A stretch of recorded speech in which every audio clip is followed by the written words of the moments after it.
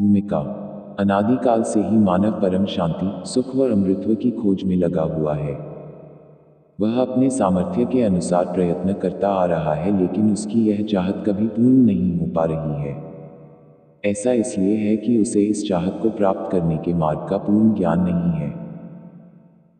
सभी प्राणी चाहते हैं कि कोई कार्य न करना पड़े, खाने को स्वादिष्ट भोजन मिले, पहनने को सुंदर वस्त्र मिले, रहने को आलीशान भवन हो, घूमने के लिए सुंदर पार्क हो, मनोरंजन करने के लिए मधुर दो संगीत हो, नाचे गाएं, खेले कूदे, मौज मस्ती मनाएं और कभी बीमार न हो, कभी बूढ़े न हो और कभी मृत्यु न होवे आदि। दो परंतु जिस संसार में हम रह रहे हैं, यहाँ न तो ऐसा कहीं पर नजर आता है और न ही ऐसा संभव है। क्योंकि यह लोक नाशवान है, इस लोक की हर वस्तु भी नाशवान है और इस लोक का राजा ब्रह्म काल है, जो 1,00,000 मानव सूक्ष्म शरीर खाता है। उसने सब प्राणियों को कर्म ब्रह्म व पाप पुण्य रूपी जाल में उलझाकर 3 लोक के पिंजरे में कैद किए हुए है। कबीर साहिब कहते हैं कि कबीर 3 लोक पिंजरा भया, पाप पुण्य दो जाल। सभी जीव भोजन भये, एक खाने वाला काल। गरीब बिना भजन कोई काम नहीं आवे, सब है जम की जेल रे। कर्मम कर्म सिद्धांत जैसा करोगे वैसा प्राप्त करोगे, भरोगे। संशय युक्त ज्ञान जो वेदों तथा गीता में काल ब्रह्म ने प्रदान किया है। ब्रह्म एक पापी एक पुण्य आया, एक है सून दलेल रे। उदाहरणार्थ, फॉर एग्जाम्पल, गीता अध्याय 15 श्लोक 1 से 4 में तथा अध्याय 4 श्लोक 31-32, 34 अध्याय 7 श्लोक 18 में गीता ज्ञान दाता ब्रह्म ने कहा है कि यह संसार रूपी वृक्ष है। इसकी जड़ें, रूट्स ऊपर हैं तथा तीनों गुण रूपी शाखाएं नीचे हैं। जो इस संसार रूपी वृक्ष के विषय में पूर्ण जानकारी बताए वह पूर्ण संत अर्थात तत्वदर्शी संत है। जैसे तना कौन प्रभु है, डार कौन तथा तीनों शाखाएं कौन प्रभु है। यहाँ विचारकाल में अर्थात जो गीता ज्ञान में तुझे बता रहा हूँ, मुझे इस संसार की रचना का ज्ञान नहीं है, क्योंकि मुझे इसके आदि, प्रारंभ का तथा अंत, अंतिम सिरे का ज्ञान नहीं है। इसलिए किसी तत्वदर्शी संत की खोज कर उस तत्वदर्शी संत के बताए भक्ति मार्ग वे ऑफ वर्शिप अनुसार साधना करके उस परम पद व परमेश्वर की खोज करनी चाहिए, जहां जाने के पश्चात साधक पुनः लौटकर संसार में नहीं आता, अर्थात पूर्ण मोक्ष प्राप्त करता है।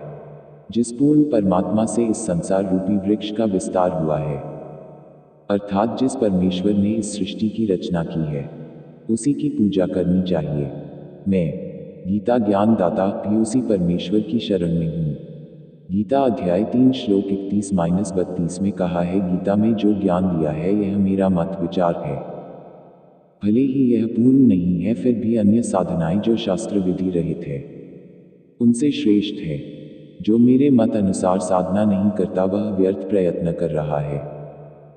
पूर्ण परमात्मा की साधना से मिलने वाले लाभ की तुलना में गीता अध्याय 7 श्लोक 18 में गीता ज्ञान दाता 11 ने अपनी साधना से मिलने वाले लाभ को भी अनुत्तम बताया है।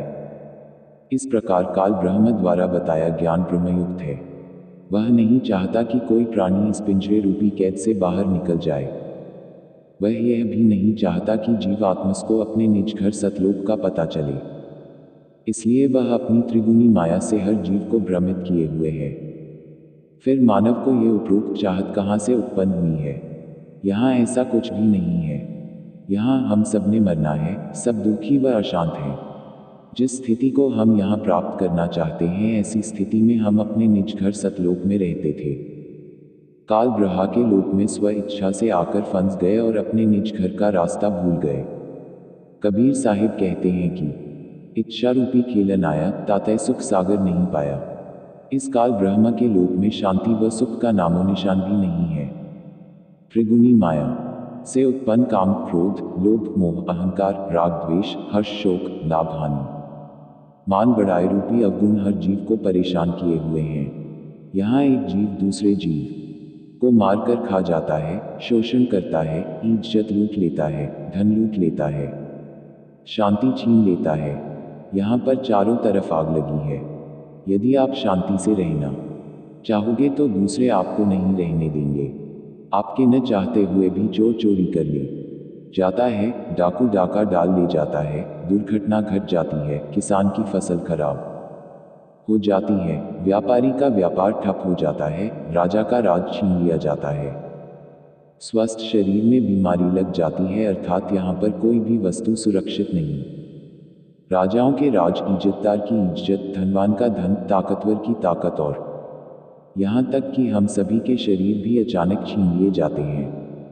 माता पिता के सामने जवान बेटा बेटी मर जाते हैं, दूध पीते बच्चों को रोते बिलखते छोड़कर माता पिता मर जाते हैं, जवान बहनें विधवा हो जाती हैं और पहाड़ से दुखों को भोगने को मजबूर होते हैं। विचार करें कि क्या यह स्थान रहने के लायक है, लेकिन हम मजबूरीवश यहाँ रह रहे हैं क्योंकि इस काल के पिंजरे से बाहर निकलने का कोई रास्ता नजर नहीं आता और हमें दूसरों को दुखी करने की व दुख सहने की आदत सी बन गई। यदि आप जी को इस लोक में होने वाले दुखों से बचाव करना है तो यहाँ के प्रभु काल से परम शक्ति युक्त परमेश्वर परम अक्षर ब्रह्म की शरण लेनी पड़ेगी, जिस परमेश्वर का खौफ काल प्रभु को भी है, जिसके डर से यह उपरोक्त कष्ट उस जीव को नहीं दे सकता, जो पूर्ण परमात्मा अर्थात परम अक्षर ब्रह्म सत्य पुरुष की शरण पूर्ण संत के बताए मार्ग से ग्रहण करता है। वह जब तक संसार में भक्ति करता रहेगा उसको उपरोक्त कष्ट आजीवन नहीं होते।